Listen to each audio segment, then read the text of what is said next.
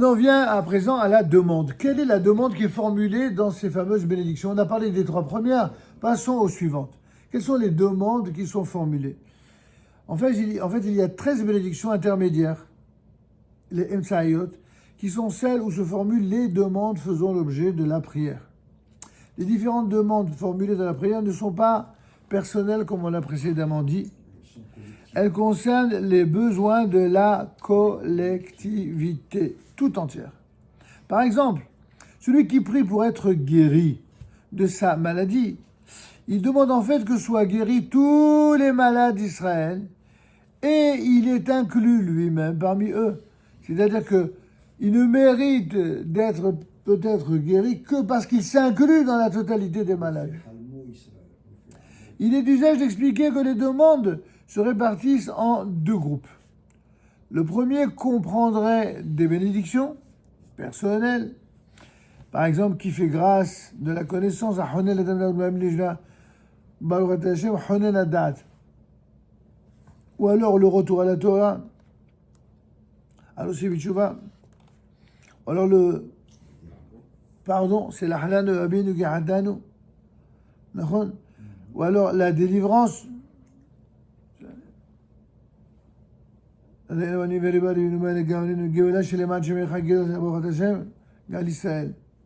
délivrance, enfin la guérison, que l'année soit bénie, etc. C'est-à-dire la subsistance. Or, la deuxième partie concernerait, quant à elle, la collectivité, selon une autre formulation, selon une autre manière de présenter, mais aussi le rassemblement des exilés, l'ensemble des enfants d'Israël à travers le monde, mais aussi la restauration des juges, n'est-ce pas? Les réformes judiciaires depuis fort longtemps, elles auraient dû être entreprises et on va y arriver. C'est une affaire de temps, c'est tout. Ensuite, le châtiment des délateurs. Il n'y a rien de pire sur la terre que les délateurs. Ces pourritures de délateurs, d'où qu'ils soient, d'où qu'ils viennent, quels qu'ils soient, sont les pires ennemis intérieurs. Que ce soit au sein du peuple d'Israël ou même parmi les nations. Les délateurs, c'est des gens en qui on ne peut faire aucune confiance. Ensuite, en faveur des justes, Mishran Ibtal Tzadikim. Ensuite, la reconstruction de Jérusalem, Baruch Hashem, Bonnet Yerushalayim. Et enfin, le Mashiach, la logique, après le retour à Jérusalem, alors l'attente active du Mashiach. Ce n'est pas ainsi que Rabbi Yehuda Halevi pourtant explique la structure de la Tefila. Selon lui, toutes les bénédictions elles sont toutes collectives. Même les premières.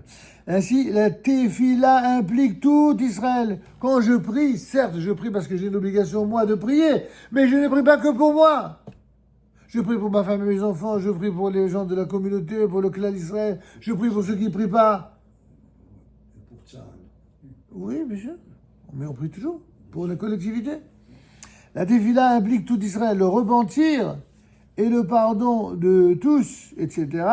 Tout ça, ça concerne la collectivité d'Israël. Certes, bien que la demande soit collective et ne se rapporte pas explicitement à chacun des priants, cela va de soi, il est tout de même évident qu'elle comporte aussi une dimension personnelle.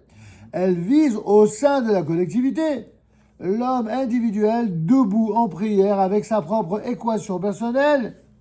Il ne s'agit pas d'une tentative d'effacement de l'identité personnelle face à la collectivité, mais bien au contraire, il s'agit d'insister sur le déplacement du point focal, c'est-à-dire du centre d'intérêt ici, de l'individu au groupe. Une sorte de parti pris visant à agréger toujours l'individu au groupe. Un individu n'a de valeur que lorsqu'il est lié à un groupe. Et pas n'importe lequel, un groupe d'exemplarité. Rabbi Yehuda Halevi interrompt son explication des Belachot de l'Amida pour traiter la question des relations de la personne individuelle avec la collectivité. Parce que c'est bien beau de parler d'individualité et de collectivité, mais comment on passe de l'un à l'autre? Comment naturellement on y arrive? Il explique en particulier, toujours Rabbi Yehuda Halevi, il explique en particulier pourquoi la liturgie de la Tefila formule les bénédictions à la première personne du pluriel. Barechenu Avid Bechol Maaseh Yadenu. Vous comprenez toujours Barechenu. Oui, oui. On nous inclut dans le... Absolument. La première personne du pluriel. Et pourquoi la prière doit a priori être collective? C'est-à-dire que l'on soit supposé prier avec un minyan, avec au moins 10 personnes, pour le quorum. Nous reviendrons bien sûr par la suite sur ces sujets, mais nous exposerons d'abord la suite de l'explication des barachot sur la Tefila. Un autre point commun à toutes les bénédictions, selon l'explication toujours de Rabbi Yehuda Halevi, c'est la hauteur et la spiritualité des demandes. Ce qui est demandé, c'est waouh, ça c'est des demandes. C'est pas de vulgaires demandes, de capricieux, non. C'est des demandes d'un niveau très élevé. Mais Rabbi Yehuda Halevi, eh bien,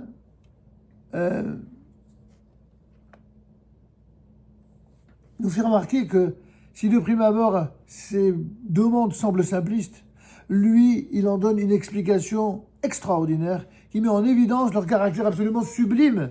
C'est d'ailleurs assez surprenant, parce que Rabbi Yehuda Halevi est lui-même celui qui a mis en avant la conjonction du corps et de l'âme dans le service divin. Donc si c'est la conjonction des deux, pourquoi on est obligé de les dissocier ici pour les expliquer? Il a insisté sur le fait qu'il n'y a pas lieu, en servant Dieu, de négliger les plaisirs corporels. L'union entre corps et âme n'est possible que lorsque l'on satisfait aussi bien le corps que l'âme, avec des règles qui sont appropriées à chacun. La relation entre le spirituel et le matériel est, pour Rabbi Yehuda Halevi, d'une grande importance.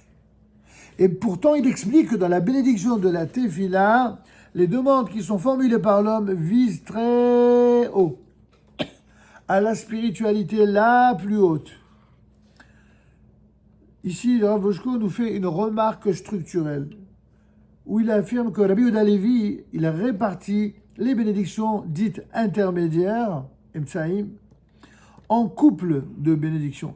Ainsi, les belachot de chacun des couples étant thématiquement reliés entre elles, ce qui rend compte de leur juxtaposition. Voici ce que Rabbi Yehuda Halevi écrit à propos de la première des bénédictions intermédiaires, où il est dit qui fait grâce de la connaissance, qui gratifie de la connaissance, de la conscience, on pourrait même ajouter. Alors en effet, au paragraphe 19 du Kuzari, troisième livre, toujours, la demande qui mérite de précéder toutes les autres est celle qui a trait à l'intelligence et à l'entendement, par lesquels l'homme parvient à se rapprocher de Dieu. On commence donc par les mots « Tu as gratifié l'homme de la capacité de connaître ». Qu'est-ce qui fait que quelqu'un est vraiment quelqu'un de bien? C'est quelqu'un qui se sert de son cerveau, qui le fait fonctionner, ce cerveau, et qui a des raisonnements, qui sont des raisonnements où sont intimement liés le bon sens, la cohérence, mais aussi la spiritualité. C'est tout cela à la fois, ce que certains ont du mal à réaliser. D'accord ?